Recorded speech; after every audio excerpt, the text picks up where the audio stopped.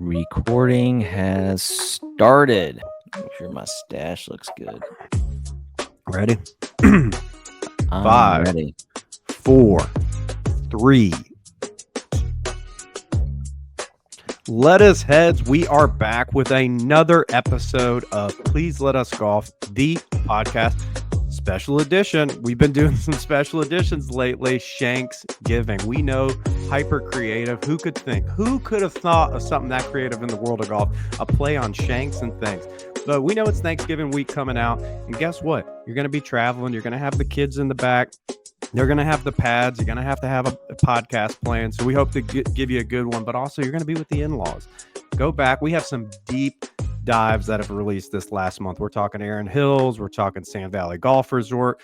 We annihilated that top100golf.com list. Go check it out. These are some deep dives that'll get you through this Thanksgiving. But with you today, we got a couple folks on the road. I think Golfberg's out on a little family trip doing some Las Vegas golf. God only knows what Jules getting into. So you got Goldie. You got Adam. Adam, how we doing? Help narrate the lettuce heads through our Thanksgiving here. How we doing today? Doing good, man. First little 1v1 here on the pod with Mr. Goldie. I'm excited, man. Gonna do a little thankful, not thankful here. Yeah. So yeah, let's tease that. So what are we gonna do? We did trick or treat at Halloween. This is going to be a little play on that with a little more detail. So thankful, not thankful. We don't know. We're going to tee up topics to each other. We didn't get to prepare, do a few apiece. And we're going to say, are we thankful for that right now in the world of golf or not? And then we got to have a little debate as to why. So hopefully, I know I got a couple good ones. So I think hopefully you primed a couple. But before we get started, as always, we got to get that range session. I got to warm up the vocals, warm up the body. I'm actually, before I kick it over to Adam, I'm actually right after this shotgunning. So we got like a 35-minute window. I got to pick up the kid. We're going to a putting tournament. So the 5-year-old coming back, going to be rolling the flat stick, trying to, he actually came and not DFL a couple months ago. So we're going to see if we can attack that again. So, but Adam, anything interesting this week in the world of golf? Yeah, we just played our second round at Old Barnwell. Got back out there. First trip was in the spring, and we all had high praises. We loved it, right? I mean, it's like, probably one of my top 5 golf courses that I've played. It's just a phenomenal property. The golf is outstanding. And it was good to get back out to see, like, hey, was that first impression just, everyone flying high? Like, is it really as good as we thought it was the first time? And I'm here to tell you, yes, it was just as good as I remember it. Yeah, man. Number 51 debut on the top 100 courses list in the U.S. 51 strong. Yeah, dude. Second, everything you said. I think we'll probably do another deep dive because this time I think we could talk a little more. Some new things they have, some operations, some second pass thoughts. But yeah, it's about as good as it gets right there, man. All right, Shanksgiving. Drum roll, please. We get it. The food's cooking. You got the mother-in-law over there. They probably love the son-in-law. You're getting ready. They're like, what is he listening to? It's Shanksgiving, baby. And Adam, you kick off Shanksgiving. What's the first one? All right, I'm gonna start things off a little controversial here. We're gonna go into the fashion industry, which everyone knows. Like I'm an expert in that department. Malbon. Ooh, man, I'm kind of sad Mr. Golfberg isn't here. He's our Malbon extraordinaire. If you would have asked me this probably like when J-Day signed about a year-ish ago, I thought it was ridiculous, but I'm actually gonna go with thankful, because it's different. And I love golf fashion. Give me the hoodie, give me the new shoes, give me the new hat, give me the rope. Here's my money, take it. Now, on the flip side, I'm not gonna wear any Malbon because some of it's borderline Criminal. little criminal. But I think they just do that to get the publicity. But if you really go look at their offering, they're like threading the needle of modern with throwback. Because I mean, you go look at some of these golf tournaments from like the 60s and 70s. These guys look classy as fuck, dude. They had tight collars. Those things were pressed down. Then you had the 80s, 90s, early 2000s was disaster. And now we went into performance gear, and I like the performance gear, but it's different. It's not cookie cutter. I think that's what golf needs. So I'm going to err on thankful for it. You got Wow. to, what do you think? It's a shocker here, but not thankful. Not thankful. I think it's promoting a lot of bad behavior. It's for people who don't even actually like golf. Okay. That's my first take. Mm-hmm. And like, look, I'm not the most fashion forward person on earth. I don't think that's a shocker. I'm just a redneck that likes his simple functional golf attire. But I mean, 90% of this stuff, if I saw it on the clearance rack at Walmart, I wouldn't even buy it. It's that bad.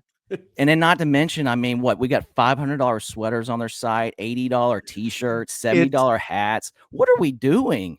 it's because the patterns are complicated, and you just haven't accepted that the more complicated the pattern, the more it costs. I had 100 guys walk past me with that exact same shirt. You're gonna go in. Yes, you do. You go in.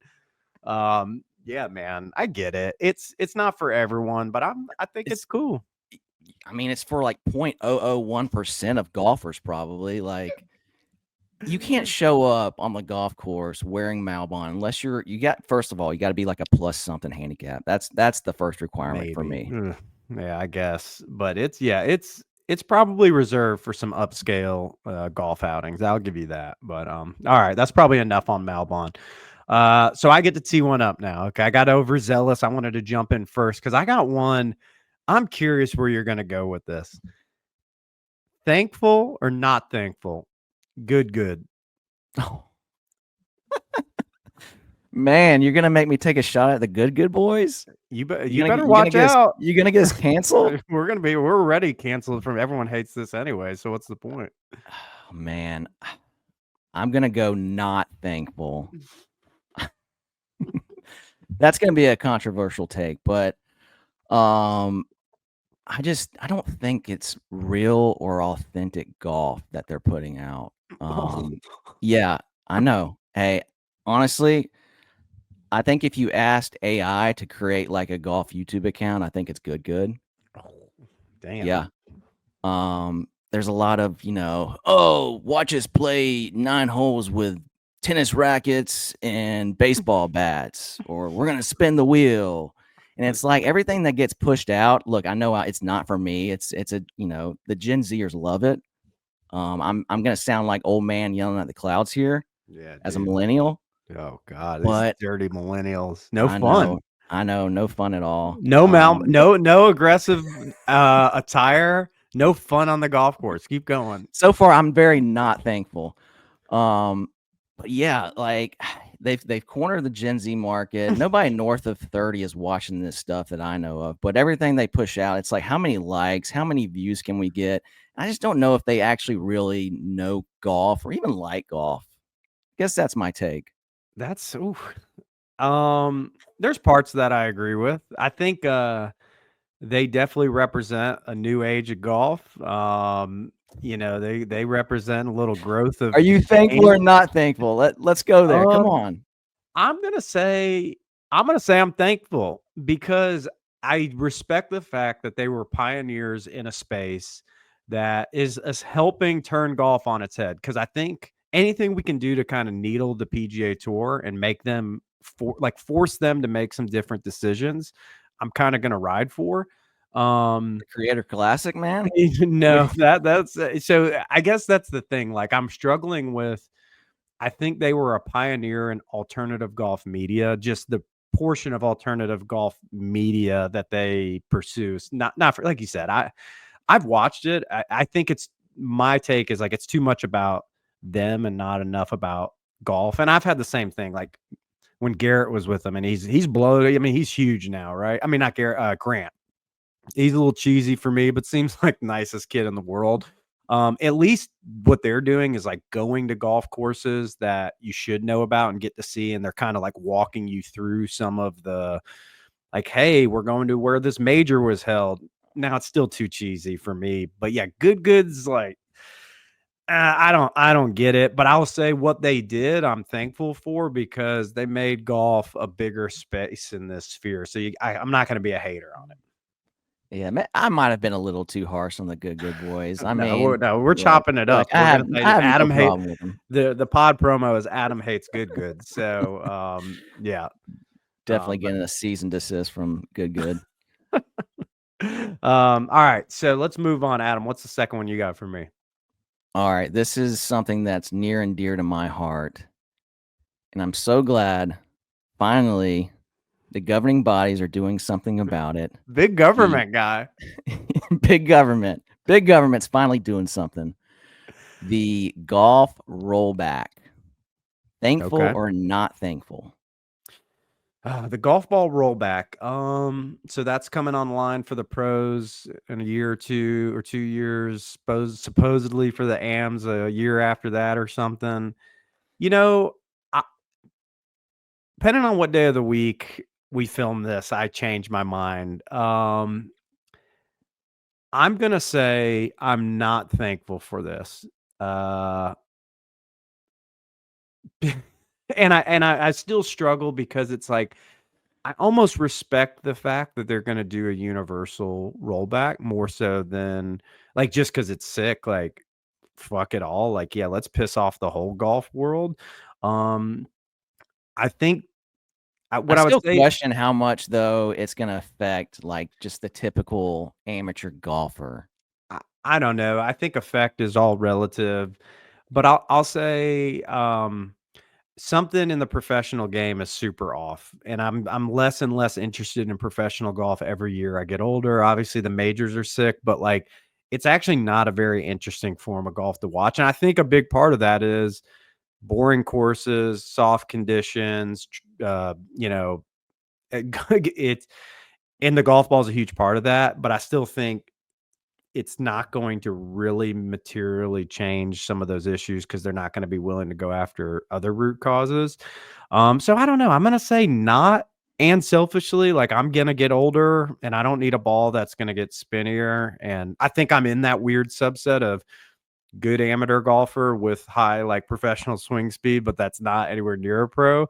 That I'm gonna lose distance and my ball is gonna be spinnier. So I might be like super salty Hey, about this. they're definitely targeting you. I don't mean to air you out, but Mr. Goldie's been on the stack system, and it's even led to some injuries, so I think this is exactly who we're going after. Oh man, but just sending it out there, man. Just optimizer, just knuckleball, and that thing's going forever. So what do you think? I could probably guess, but thankful or not thankful? I'm thankful because it's really the pro game that needs to be addressed here. I still don't think it's gonna, um, affect, the majority of amateurs.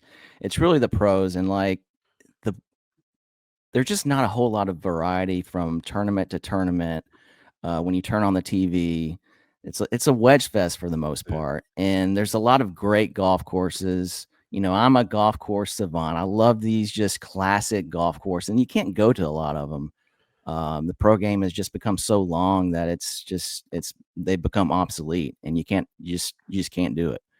Hey, Um, I don't want to interrupt your train of thought, but I just thought of something like if they really don't go back on this and you get it in a 24-month window, I'm getting in every shitty golf tournament there is to get rack up pro shop credit, and I'm buying every Pro V because all the degenerates are gonna wanna have stocks of these Pro Vs so they can cheat in their, their Wednesday, after work money games, the juiced ball, baby. I'm gonna hoard the juice ball. How about that? well, I'm glad you brought up the golf ball because I think the way they're going about it, I wish it was the equipment instead of the golf ball that they were addressing. Yeah. And I know you're not a big, bifurcation guy, but I really think it would make a ton of sense if the pros just played, I don't know, a smaller driver head, something that, maybe on off center hits just really just, things went off the planet, which would be absolutely sick. Yeah. I think that's the bigger impact because then, some of this optimization through, you know what, I'm going to pivot because this actually goes into my next one. So accidental professional, uh, mine was what I was going to tee up to you, Adam. Are you thankful or not thankful for TrackMan. And before you give me that response, what I was gonna say is finish yours. So think through it. The addressing the club head and the dispersion is much bigger of an issue to me, because then it's going to decentivize some of the optimization you can do because of the driver head. You can swing at those speeds and get smash factors up where you need them, or at least off center hits aren't being as diminished as you need because of the driver head, not because of the golf ball. And to me, that is the thing that has led to the bigger impact. All right, so but let's pivot into, are you thankful for TrackMan? Not thankful at all. Um, yeah, another thing that it's just promoted a lot of bad behavior, and there's a lot of guys I don't even know if they're like if they would be like great golfers back before TrackMan, but they've just optimized so much utilizing TrackMan that they've become great golfers. And I just wish we'd bring back a little artistry back into the game, digging it out of the dirt, go on the range. Let's find it on the range, not looking at a screen, Yeah. hitting off mats in a facility. Yeah. So and I think it's also, for the young crowd, it's kind of like almost like a barrier to entry to like try to get really, really good at golf and eventually maybe get a golf scholarship. You're just at such a disadvantage if like these TrackMans are what, like 10, 15, 20 grand. Mhm. Um, so it's only for the elite of the elites that can afford them and use them. So right Yep. there, Man. So just to recap, Adam, not thankful for fashion, fun, or technology, is thankful for rolling your golf ball back so you can't hit it that far. But on this one, I'm going to ride with you. I'm a data guy, and I don't like it because I'm obsessive with information. I wish it never existed. I think we talked about this in a couple pods. I'm not thankful for because optimization is ruining all professional sports. It is it to your like I think I've said this 10 times.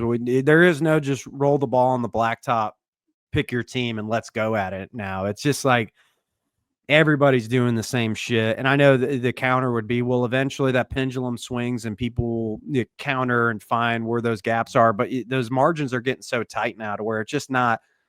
Honestly, like even watching a pro on the range, they hit a ball and they look back at their GC quad or their TrackMan and they're looking and they all they care is that number. I'm like, yeah, this is lame, dude. Let me see some hands in there. Hit some hookies for me, man. Let me see that punch cut under the tree. And I mean, obviously you're talking about super talented, but you do bring up a good point. All the lip service we give for growing the game and access and blah blah blah, and we do charity at the PGA Tour, and they want to take away the charity. It's the kids.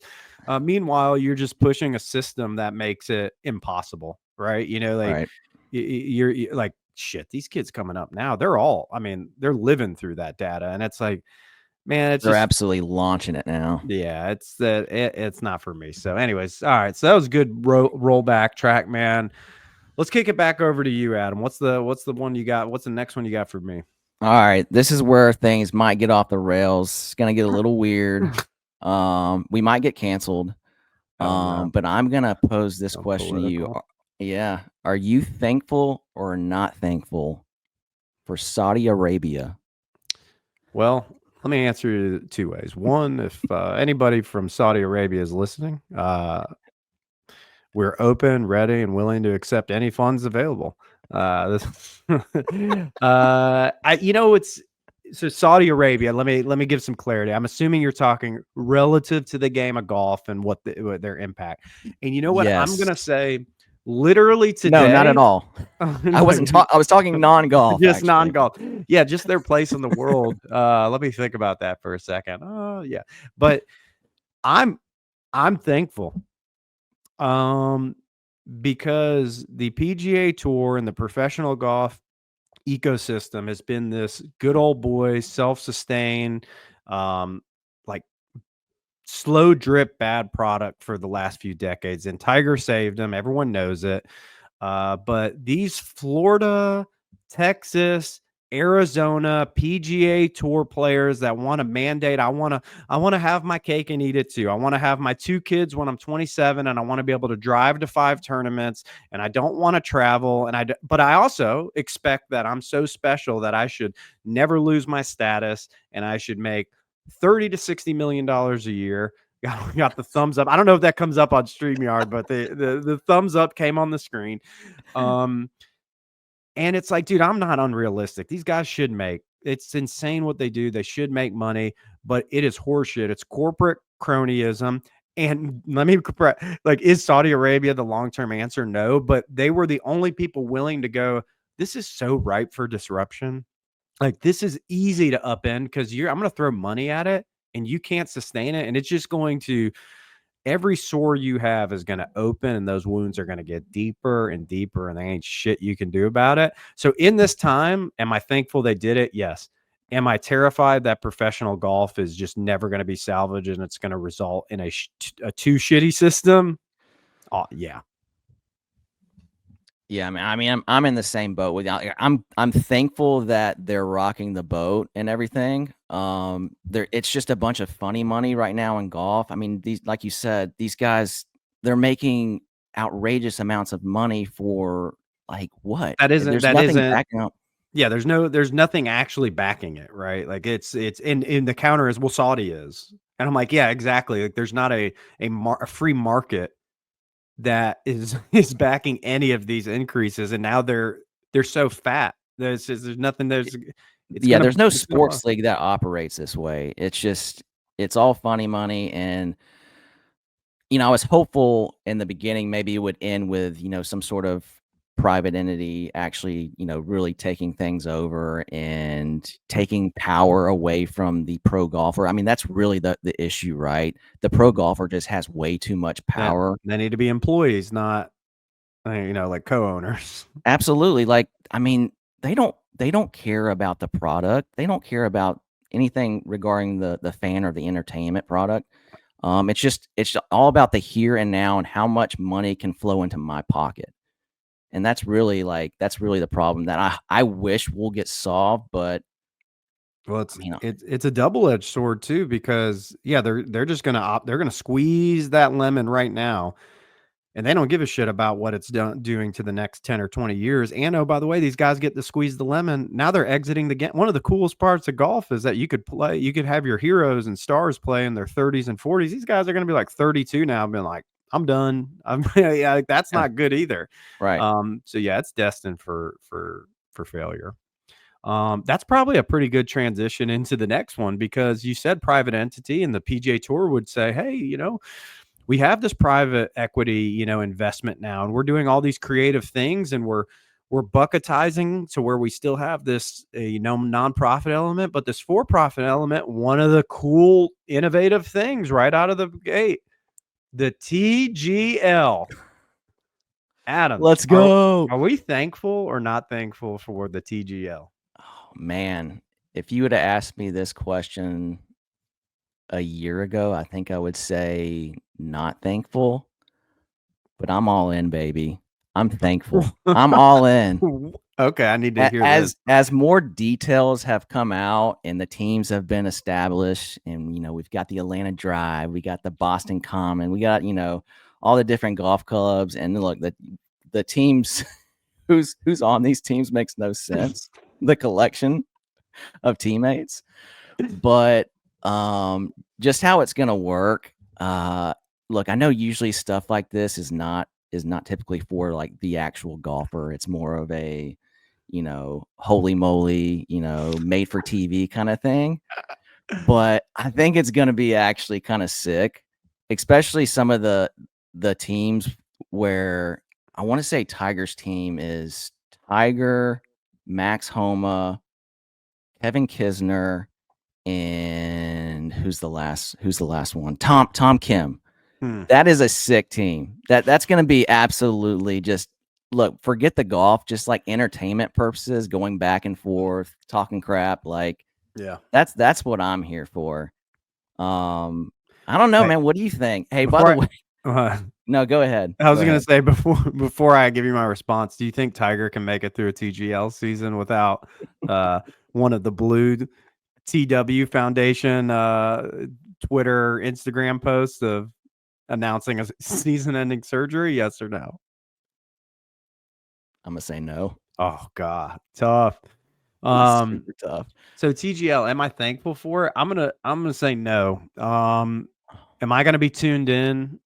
Yes. Is my cynical red flags through the roof of like, guys, you are under attack from a sovereign wealth fund, and your response was, well, we need to pad the pockets of some of the guys that stuck with us. So we're gonna build a fucking dome that imploded the first time a storm came through in fucking South Florida. We got Like that fixed though. We got we that got fixed. we got it fixed. Yeah. Meanwhile, 2 hurricanes, accidentally deviated 50 miles north this year and almost saved it. I mean, I just think the indoor golf thing is like it's like it just screams the issue at the PGA Tour of like players making decisions that somebody was like, Top Golf is so successful and people are going to want to see this. And yeah, holy moly's ratings, were great. And it's like, I think the scary part is you're relying on this being good. I think the technology is going to be interesting, but the relying Yeah. on PGA Tour players to be interesting. And yeah, Kevin Kisner can be witty. Max Homa can be witty. Most of these guys are, that's kind of the issue with golfers. Like they're introverted. Like Tiger, I'm the biggest Tiger fan ever. Every time he hits a golf ball, I'm like drooling everywhere. He's one of the most least interesting humans to hear speak about anything. He's a nerd and not a funny nerd, and he's awkward. And they're going to be like doing the fake trash talking thing, dude. I think it's Yeah. going to be an absolute dumpster fire. I will say this. One thing they do have a leg up on from Live is the team names and the logos are like 1,000 times better than Live. Yeah, I feel kind of bad because the Saudi Arabia and TGL, like, we're kind of shitting on the PGA Tour. Let's be real. Like, Live is god awful bad. Like, it's the worst golf ever. However, there needs to be a team component, and their team final tournament is pretty sick. It's just the rest of it is the worst. So yeah, let's at least give them a shot too. Of like, we're not riding for Live, guys. Like, Live is the worst. But you're right though. Like the personalities that are out there, they have to shine, or it's just going to be super corny, and it's not going to work. At least not for the everyday golfer or the sicko. Yeah. Like us guys. I did want to mention before coming on, you go to the TGL site and you can do the take the quiz, find out who your team is. And I took the quiz, and Okay. the quiz is the dumbest thing ever. It's like essentially a bunch of like not even golf questions. It's like, if you were Saturday wanting to go watch the big game somewhere, where would you go? Would you go out to a barbecue with friends or to a rock concert? And it's like, what are we even talking about? And then you get to the end and it's like, hey, you got to put in your email and your zip code. And so I did that. And it's like, Mhm. your team is the Atlanta Drive. Yeah, I can see why you wanted my zip code. Oh yeah, for people that aren't connecting the dots, Adam and I live in Georgia, so it's shocker that the Atlanta Drive was who they said you need to ride for. Yeah. Yeah. You weren't a big LA guy. I can't even. So you said the Commons. So what are they in? What are they in? The Jupiter Lynx? So that's the I Tiger got them. team. Oh, Let's you got see. them. I got them. All right, so we got Atlanta Drive. That's Okay. Justin Thomas, Patrick Cantley, Billy Horschel, and Lucas Glover. Boston Like, Common. no, it felt like a Lucas Glover. I'm not trying to have him have a drive by, but it's funny. This could be like a podcast issue trick too. Like, if you have your favorite podcast and there's a mega guest coming on, 99% of the time it's the worst listen, and it's the ones you're not really excited about that actually are entertaining. So before I shit on some of these guys, maybe like the Lucas Glovers in the world are actually much more interesting people in that format than your big names. I think Lucas Glover could shine. He could Which be is wet. Hopefully they got it climate controlled in there. could be a diamond in the rough there. So we got Boston Common, which I think has the best logo. They got like the frog, and the golf ball is like within the frog. It's pretty Yeah. sick. You got Um, wait, so you Boston, is it so you got Rory? Rory, Hideki, Keegan, and Adam Scott. That's my favorite team right out of the Really, gate. I mean, you like Rory's all those Rory. guys. You're a big Keegan guy too. He's all right. All right, keep going. So Jupiter Lynx, that's Tiger's team. You got Tiger, Max, Tom Kim, and Kevin Kisner. Like I said earlier, I think that's going to be the most entertaining team to watch. Tom Kim's Yeah, gonna be running around with his shirt off. Max yeah. has a great personality. Same with Kevin Kisner, and Tiger's just Kisner. gonna be over there like, oh, oh, Yeah.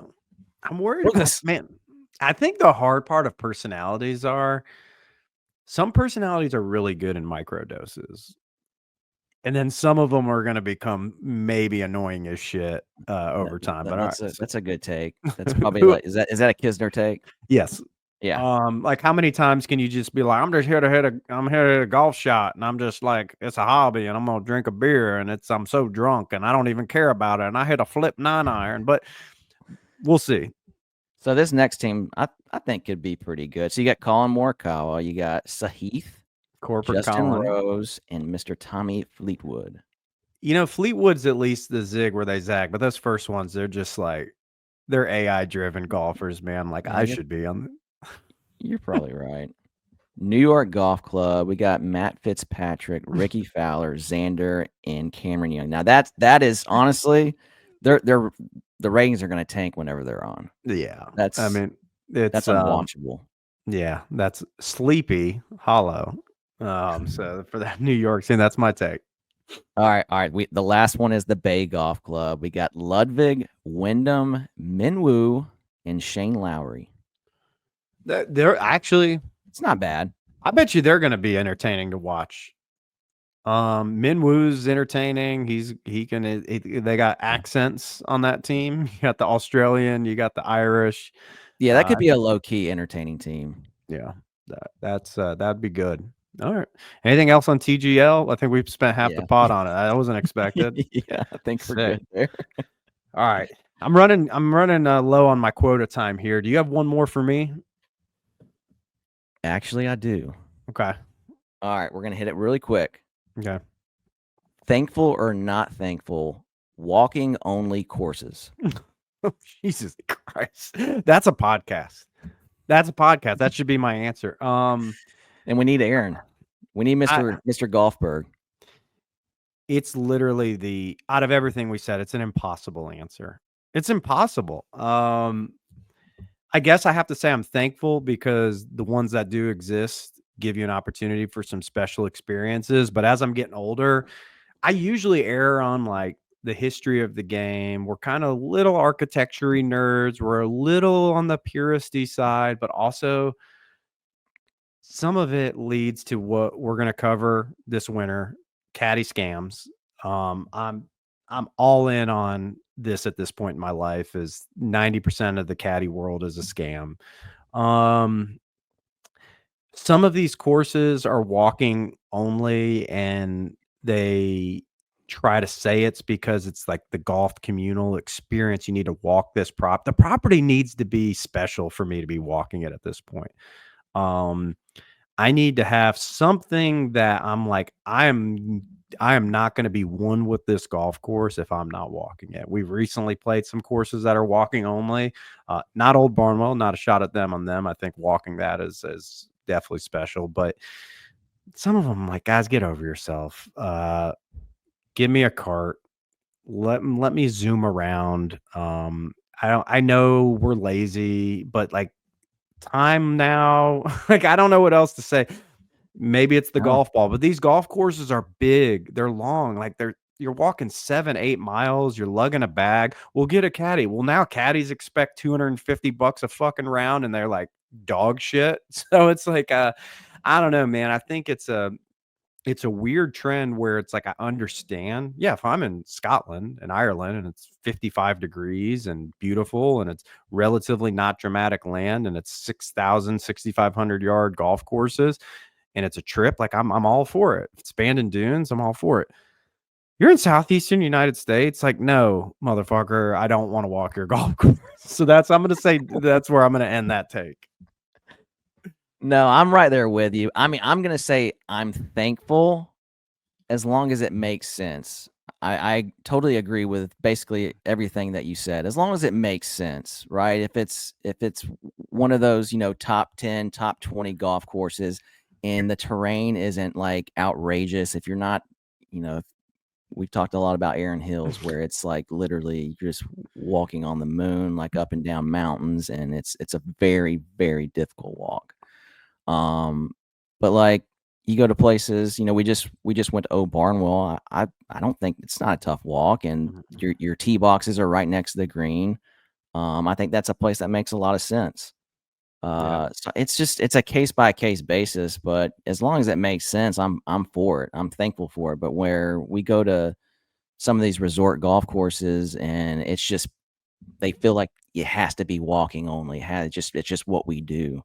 But I shout out Mammoth Dunes, like, what are we doing? Yeah. Like, It's a there's no reason why that extremely difficult walk, and there's no reason to make folks walk that course. Yeah, and I just gotta tease back again, like, it's a caddy scam.